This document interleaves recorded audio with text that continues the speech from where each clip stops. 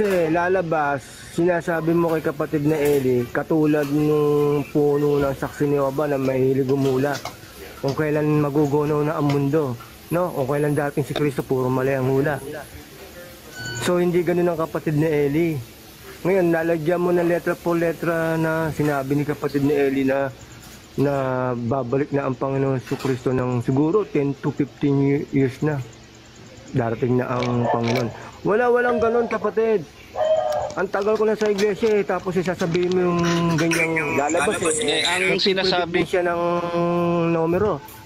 Walang ganun kapatid, huwag kang mandadaya kapag ako kausap mo. At saka Brad Fighter.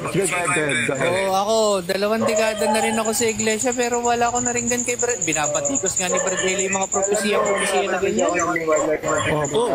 Ayaw nga ni Brad Eli, binabatikos nga ni Brad Eli yung nagsasabi ng 5 taon, 20 years, 15 years na magugunaw ng mundo. Walang ganon, wala akong naringgan na ganon. Saka hindi ako niniwala ng manggagawa. Ang sinasabi ni Brad Eli, maswerte nang umabot ng 10 to 15 years kasi may nagalok nga sa kanya, di ba, na magpapatuloy ng building, hindi siya pumayag kasi hindi siya naniniwala na aabot pa ng ganong katagal ng mundo. Kaya nga ang ginawa niya, ang paniniwala niya na, pero hindi siya nagbibigay ng exactly years. Malapit na dumating ang Panginoon sa Kristo. Pero para sabihin mo, mag-estimate siya ng 10 to 15 years na darating na si Kristo. Ano siya, saksi ni Jehovah? Meron. I-post ko sa FB ko yung yung sinabi ni Brad Eli. Siguro hearsay lang yan sinasabi mo sa amin. Hindi meron talaga. Yun nga yung context ng Brad nung kaya nagpatayo ng pader si Brad Eli sa buong kapalit.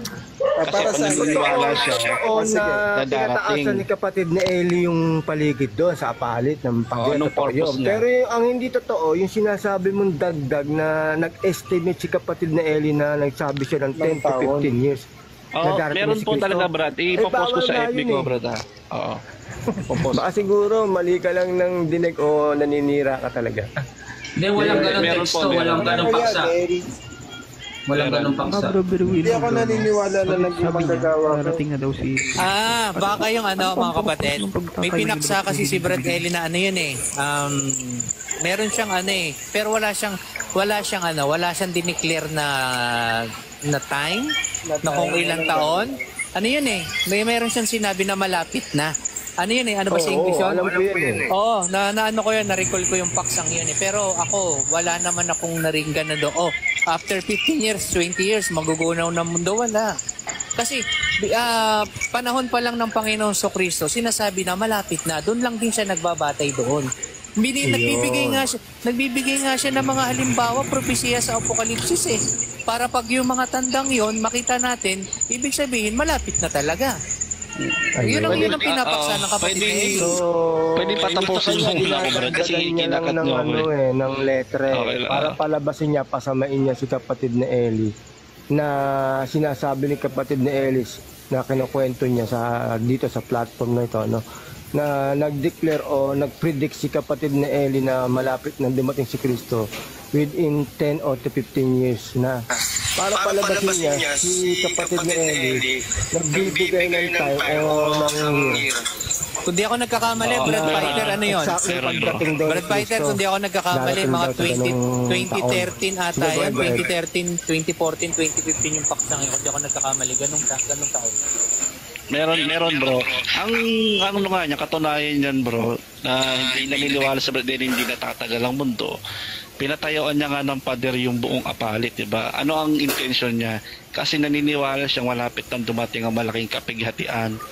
Diba may bibiroan? Kuya Adel, kailan ba darating yung wakas? Ayon sa paliwanag ni Brad Eli. Pero lalagyan mo ng 10 to 15 yun nga, ang sabi niya, wala siya sinabing, in fairness kay Brad Eli, wala siya sinabing date or oras. Ang sinasabi niya... Kanina sabi mo meron yung year yun nga sabi niya nga. Ang sabi niya dahil maswerte nang tumagal ang mundo ng 10 to 15 years. Kaya nga hindi siya pumayag doon sa pagpapatayo ng building na aabutin pa ng 10 taon kasi nga masyado na matagal yon. Kaya during that time, mga early 2000, hindi na nga niya kahit yung mga kabataan na mag-aral ng matagal na pag-aaral kasi hindi naman daw magagamit. Yun nga yun. Oo, na-recall ko yung paksa. Yun nga yun.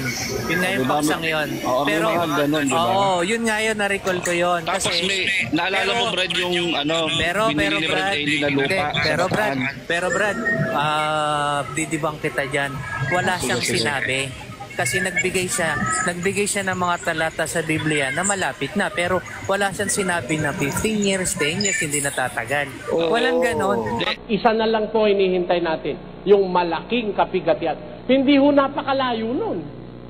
Kaya nga nung tanungin ako nung minsan, gano'n na ba katagal pa yun, Brother Eli? Abutin pa kaya tayo 20 years? Ay, sabi ko, swerte ka lang ako kung abutin ka pa ng 15, 10 o 7 taon. Sabi ko Hindi ko lang sinigurong isang petsa, no? Pero palagay ko wala ng 20. Wala na rin 15. Palagay ko wala na rin 10. Napakalapit na po nun.